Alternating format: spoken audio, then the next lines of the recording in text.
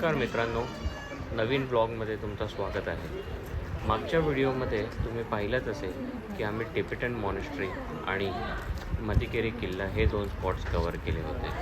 आज आहे दुसरा दिवस आणि आम्ही आज आलो आहोत तळकावेरीला. आता आम्ही आत प्रवेशच करत आहोत. तुम्ही पाहू शकता की थोड्याफार पायऱ्या चढाव्या लागणार आहेत. तर जे उगमस्थान आहे तिथे पोचेपर्यंत ते थोडं वर आहे, तर हे पायऱ्या चढून आम्ही एक्झॅक्टली त्या लोकेशनवरती त्या स्पॉटवरती पोहोचू.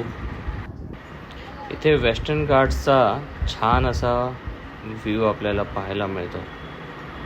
खरंच म्हणजे ऊन आहे पण ग्रीनरी जी आहे त्याच्यामुळे एवढं जाणवत नाही आहे. तर आता तुम्हाला आम्ही थोडीफार तळकावेरीबद्दल माहिती देतो.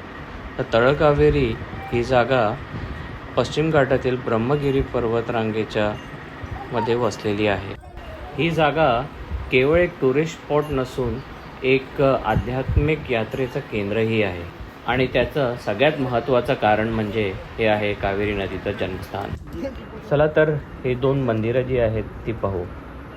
तर या दोन्ही मंदिरांची नावं अशी आहेत की एक आहे कावेरी अम्मा मंदिर, आता जे पाहत आहे ते कुंडिका आहे.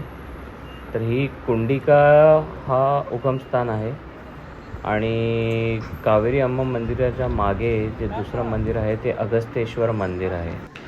अगस्तेश्वर मंदिरात भगवान शिवाचे रूप असलेल्या अगस्तेश्वराची पूजा केली जाते.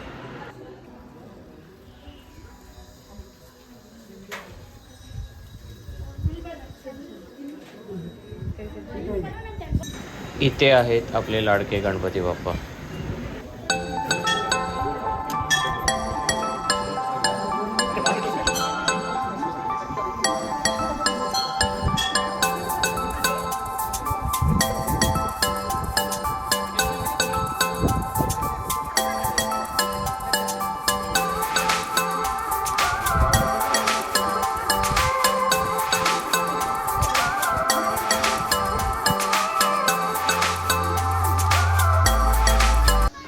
आता आम्ही इकडनं निघत आहोत.